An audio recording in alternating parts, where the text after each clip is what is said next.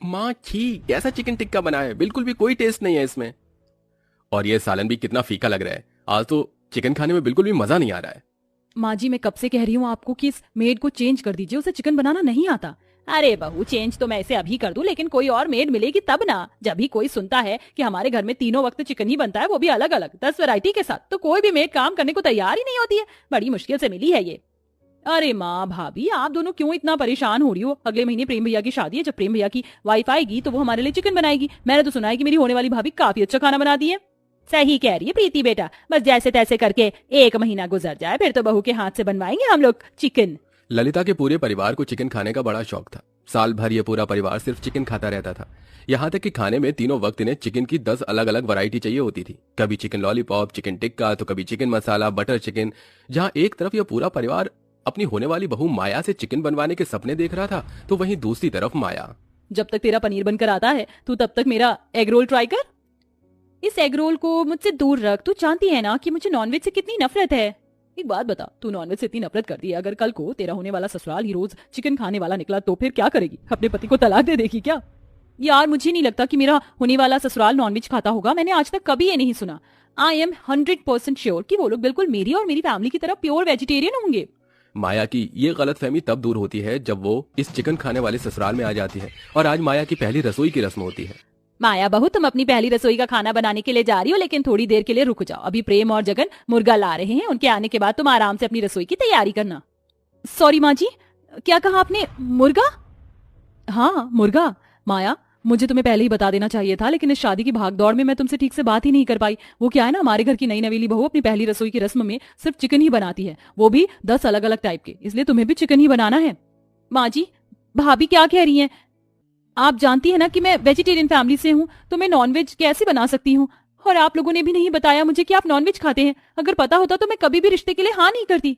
ये तू क्या बकवास कर रही है? हम लोग बस चिकन खाते हैं, ना कि इंसानों को मारकर। अभी थोड़ी देर में प्रेम मुर्गा ले आएगा, तो उसे अच्छे से काट कर साफ करके तू चिकन की 10-10 अलग वैरायटी बना देना। एक तो आप मुझसे चिकन बनाने के लिए कह रहे हैं और ऊपर से मुझे उस मुर्गे को मारना होगा। नहीं माँ जी, ये मुझसे नहीं हो सकता। अगर तुझसे नहीं हो सकता बहू, तो अभी भी देरी नहीं हुई है। कमरे में जा, अपना सामान उठा और वापस अपने मायके चली जा। हमें तेरे जैसी बहू नहीं चाहिए।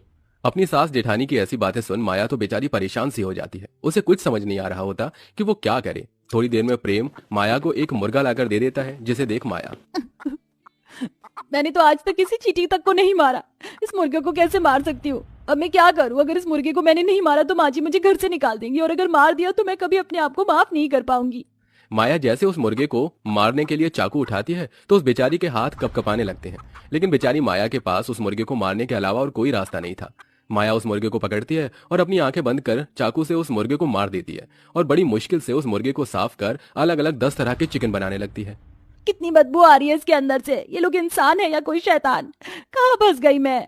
माया के हाथ से बने हुए चिकन को खाकर माया के ससुराल वाले काफी ज्यादा खुश होते हैं। भाभी, ये चिकन कोरमा तो बड़ा ही लाजवाब बना है, मजा आ गया खाकर। हाँ भाभी, और ये चिकन के कबाब भी मुझे पता नहीं था कि चिकन के कबाब कभी इतने टेस्टी भी हो सकते हैं।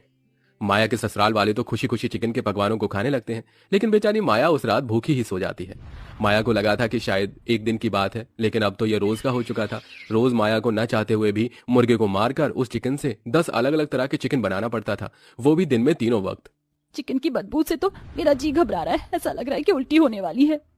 चिकन की बदबू से माया का दिल घबराने लगता है और देखते ही देखते किचन में ही उल्टी कर देती है। लेकिन बेचारी माया को इन सब के बावजूद भी हर दिन चिकन बनाना पड़ रहा था। 1 घंटे से नहा रही हूँ, लेकिन ये चिकन की बदबू तो मेरी बॉडी से निकल ही नहीं रही है। मन तो कर रहा है कोर्ट जाकर जल्द से प्रेम को तलाक देकर इस ससुराल से छुटकारा पाऊं, लेकिन अगर मैंने अपने पति को तलाक दे दिया तो मेरी माँ बाप पर क्या गुजरेगी? उन्होंने अपने जीवन की सारी जमा पूंजी लगाकर इतनी धूमधाम से अरमानों से मेरी शादी की है। भगवान, मैंने ऐसा कौन से पाप किए थे जो मुझे इस जन्म में ही सजा मिल रही है?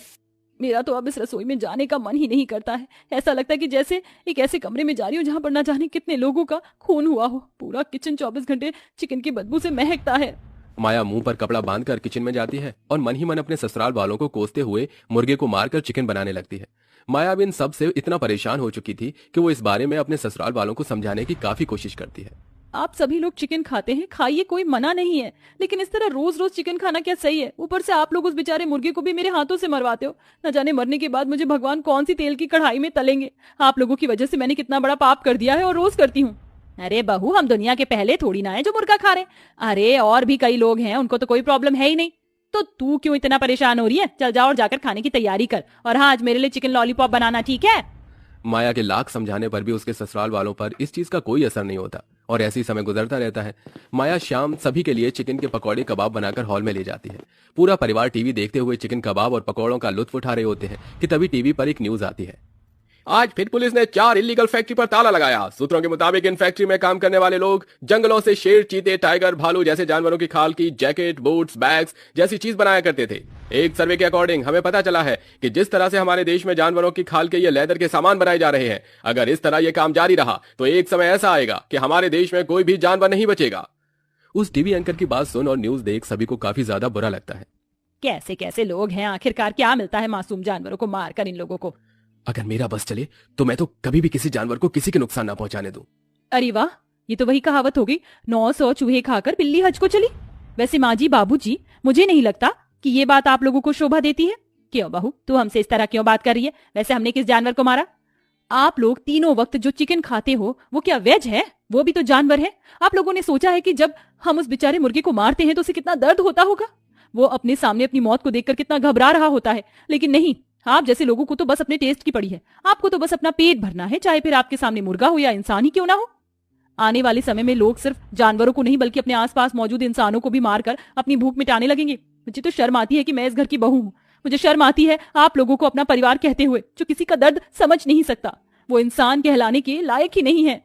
इतना कहकर माया अपने कमरे में चली जाती है। माया की ये बात सुन उसके ससुराल वाले बिल्कुल शांत हो जाते हैं और कोई कुछ नहीं कहता। अगले दिन होते ही माया जैसे ही खाना बनाने के लिए किचन में जाती है तो देखती है कि किचन में कोई भी मुर्गा नहीं है, बल्कि पूरा किचन तो हरी सब्जियों से भरा हुआ है।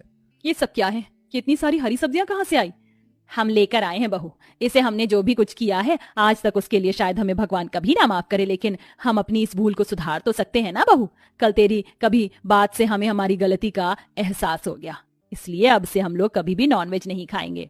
इतने साल से हम चिकन खाते आ रहे हैं तो एकदम से छोड़ना हमारे लिए इतना आसान नहीं है, लेकिन हम वादा करते हैं हम जल्द से जल्द अपनी ये बुरी आदत को छोड़ देंगे। अपने ससुराल वालों की ये बात सुन माया काफी ज्यादा खुश होती है, जिसके बाद अब माया अपनी रसोई में कभी भी चिकन नहीं बनाती और हर रोज टेस्टी टेस्टी वेज खाना बनाती है, जिसके चलते माया के ससुराल वाले बहुत जल्दी अपनी चिकन खाने की आदत को सुधार देते हैं। पूरा ससुराल प्योर वेजिटेरियन बन जाता है। दोस्तों, क्या आप भी नॉन वेजिटेरियन हैं? तो आपको चिकन की कौन सी डिश खाना सबसे ज्यादा पसंद है? उस डिश का नाम हमें कमेंट करके जरूर बताएं।